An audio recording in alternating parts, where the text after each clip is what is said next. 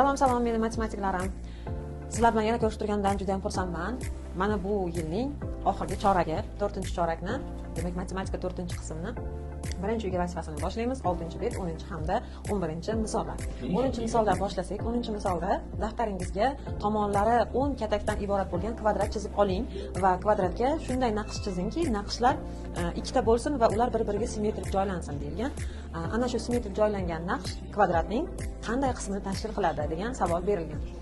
Xo'p, simmetriya degani o'zi aslida bir-biridan bir xil uzoqlikda joylashgan ikkita bir xil buyum deysizmi, naqsh deysizmi yokida umuman o'rtasidan teng bo'lganingizda bir xil shakllarni bir-biriga ustma-ust tushgan holatdagi demak shakllar simmetrik shakllar hisoblanadi. Ya'ni to'g'ri chiziq tortganingizda birorta mana deylik aylanani chizib oldikda, o'rtasidan to'g'ri chiziq tortsak va buni bir-biriga buklab ustma-ust tushirsak, bular hech qanday bir-biridan ortiqcha bo'lmasdan yoki kam bo'lmasdan ustma-ust tushganda simmetrik holatda joylashgan hisoblanadi. Mana bu rasm hozir simmetrikmi?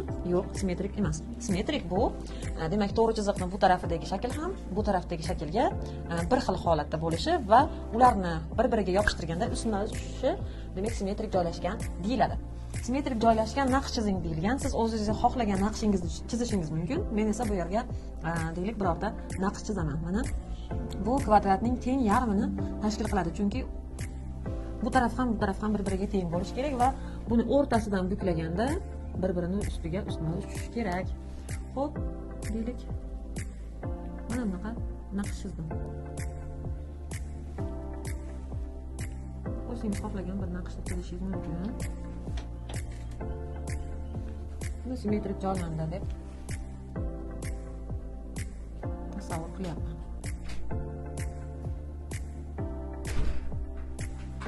Mana agar mana shu rasmimizni, ya'ni kvadratimizni shundoq ustma-ust bir-biriga buklasak, o'rtasidan chizib buklasak, bu shakllar bir-biriga ustma-ust tushishi kerak. Shunda simmetrik bo'ladi va bu kvadratning teng yarmini tashkil qiladi. Ya'ni teng o'rtasidan bu tarafi boshqa bir naqshimiz, bu taraf ham xuddi shuni o'xshash yana bir naqshimiz paydo bo'lgan bo'ladi.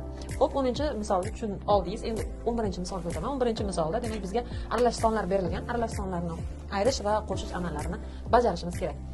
Xo'p, aralash sonlarni bir-biridan ayirish uchun butun qismidan butun qismini, kasr qismidan kasr qismini ayirar edik. Lekin bizda bu yerda kasr qismi 6dan 1, 6dan 2 dan kichkina, 6dan 1 dan 6dan 2 ni ayira olmaymiz. Shuning uchun biz 4,6dan 1 ni noto'g'ri kasrga aylantirib, 2,6dan 2 ni ham noto'g'ri kasrga aylantirib bir-biridan ayiramiz. Xo'p, 4,6dan 2 ni noto'g'ri kasrga aylantirsak, mahraj yoziladi. Butun qismi mahrajni ko'paytirib suratga qo'shib yoziladi. 4 kara 6 24. Mana bu suratda 1 bor 25 bo'ladi. Ayrimiz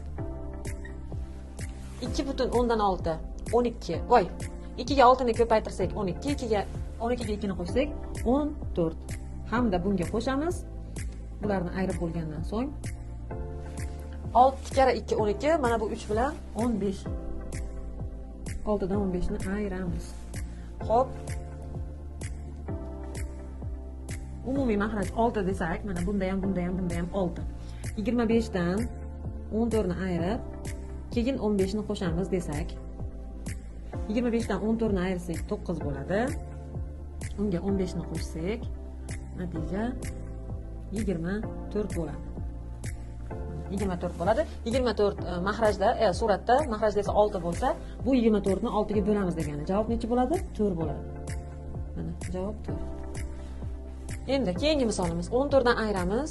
5,11 dan 3 ayrimiz 11 dan 5. Endi qarang, bu yerda ham mana 11 dan 3 dan 11 dan 5 ni ayirib qo'ysak bo'ladi desak, yana 11 dan 3 kichkina bo'lib turibdi ayriluvchi sondan. Nima qilamiz? Yana noto'g'ri kasrga aylantirib qolamiz. 14 ayramiz.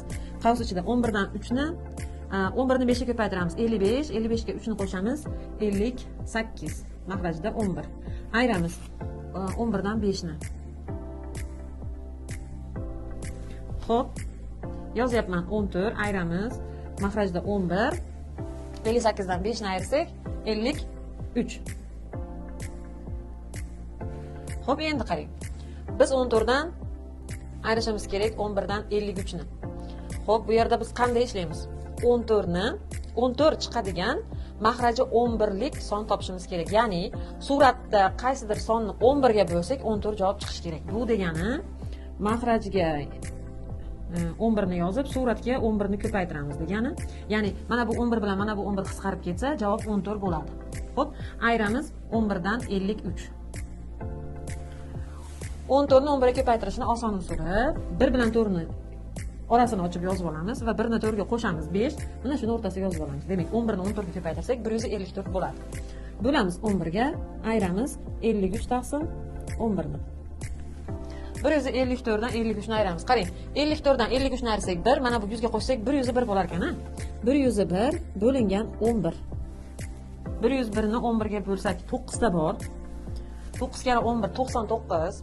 101 dan 99 ni ayirsak 11 dan 2 bo'lar ekan.